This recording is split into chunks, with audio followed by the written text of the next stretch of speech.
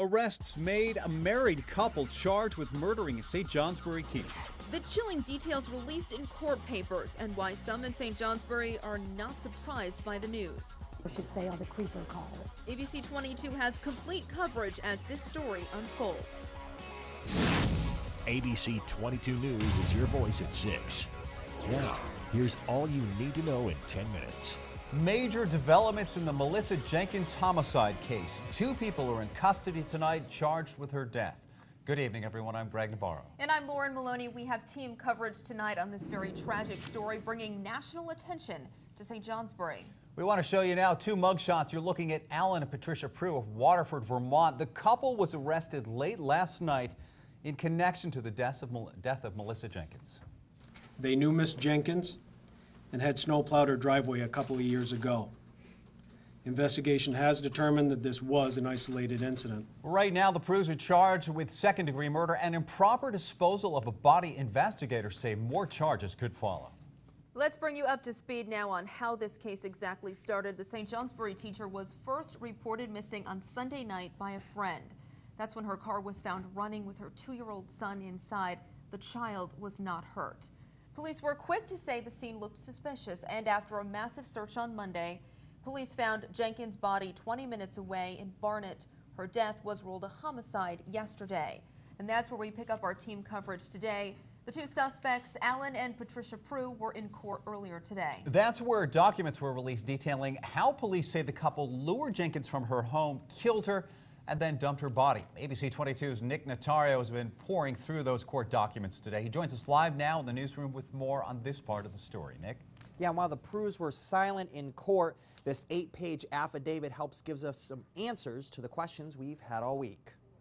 Dressed in orange, 30-year-old Alan Prue appeared emotionless as he walked into a St. Johnsbury, Vermont courtroom Wednesday. The Waterford man was formally charged with killing 33-year-old Melissa Jenkins. His wife, 33-year-old Patricia Prue, was also charged with helping her husband commit the crime. Court documents show on Sunday Alan Prue was driving with his wife when he got the idea to, quote, get a girl. That's when police say they targeted 33-year-old Melissa Jenkins. Alan used to plow Jenkins' driveway and had asked her out several times. Police say Patricia Prue called Jenkins Sunday night and said she was having car trouble and needed help.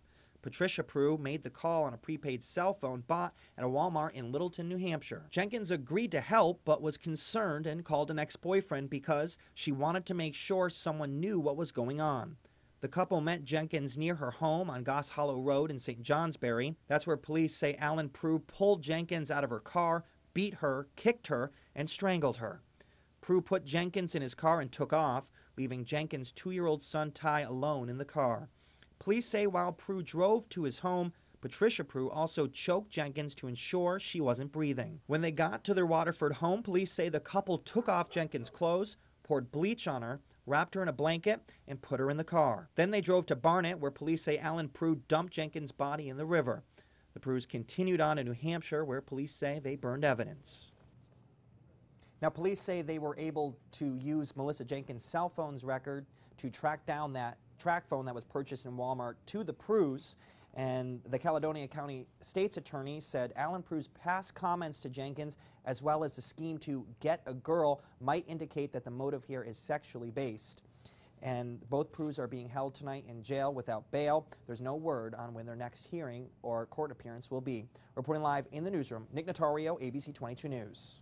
Melissa Jenkins' family is not talking yet about her death, but the family of the man charged with killing her is. They say they can't understand how Alan Prue has been accused of such a horrible crime.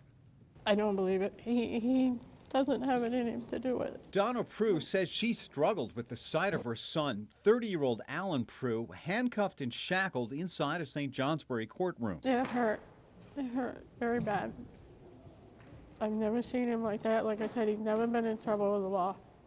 Never. Prosecutors say Alan Prue and his wife, 33-year-old Patricia Prue, beat and strangled Melissa Jenkins, then dumped her body. They make them sound like they're monsters, and they're not like that. Donna Prue says the last time she talked to her son was just before his arrest. He just reassured me he hasn't done nothing wrong. He reassured me he did not do this. Alan Prue's mother also talked about Melissa Jenkins' family, saying she feels bad for what they're going through. Well, tonight, people in the Northeast Kingdom are shocked, and that shock is turned to anger because many want to know why anyone would kill a beloved mother and teacher. ABC 22's Matt Austin joins us now live from St. Johnsbury with reaction from Melissa's friends. Matt? Hi, Greg and Lauren. Well, this is the St. Johnsbury Academy where Melissa Jenkins was a science teacher. People here and across this community are remembering the 33-year-old, and they're also wondering why she died. I talked to a friend of hers who provided a glimpse at a possible motive.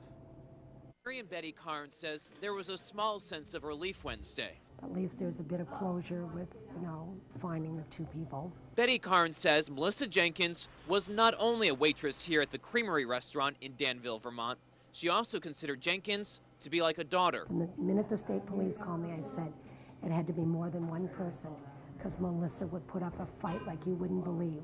One man would not be able to drag her away like that. Betty Carnes says Jenkins had talked about her accused killer, Alan Prue. I should say, the creeper called or something. Prue plowed Jenkins' driveway 2 years ago. Betty Carnes says he had pestered Jenkins for the past few months. This man had been calling her to go out, and she kept saying no, and apparently she didn't take it, like he was going to be a bother. Betty Carnes says Jenkins was nice, maybe too nice when it came to Prue. Now her concern is for Jenkins' 2-year-old son, Ty, and her focus is on the couple accused of taking his mom away. I want to know why. Why would you want to do this? I just hope they get what they deserve. And back out here live at the Academy where Jenkins taught science for 8 years. Staff here are planning a memorial service for Friday.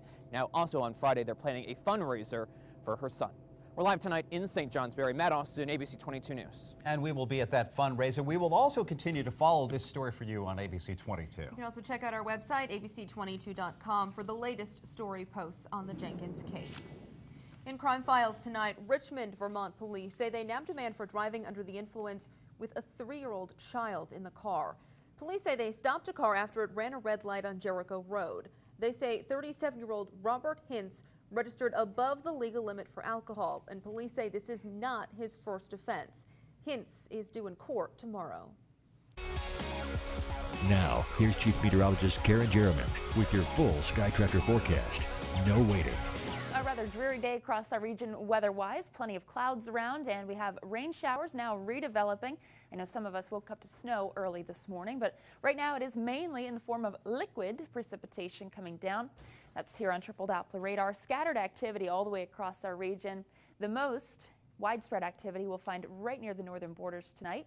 Now temperatures right now, most of us are in the 40s. Turned out to be a warmer day than yesterday, 49 degrees right now in Burlington and 48 in Plattsburgh. A little cooler around the Northeast Kingdom where we're in the upper 30s, Newport, St. Jay, and also Whitefield, New Hampshire right now at 37 degrees.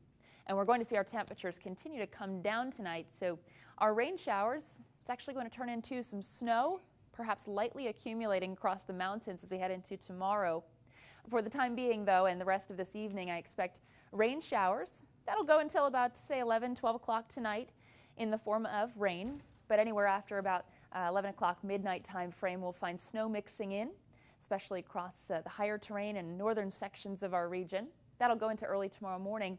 Not expecting much, maybe a dusting. We've got continuing coverage for you on ABC 22 on the Supreme Court arguments over President Obama's health care law. The big questions today, whether the law could still stand if the court tosses out the individual mandate that requires all Americans to be insured. The justices seemed unlikely to shoot down the other 450 provisions if they ultimately strike down one part. Why make Congress redo those? I mean, it's a question of whether we say everything you did is no good, now start from scratch. The Supreme Court is expected to decide in June as the presidential campaign enters a crucial stretch. Another plan for a new tax, why computer programs are the target, and how much it could cost you. Plus, a drug raid in New York stuns an elderly man. The officer's excuse for barging in next. ABC 22 News is your voice at 6 with Greg Navarro, Lauren Maloney, Chief Meteorologist Karen Jerriman, and Sports Director Christian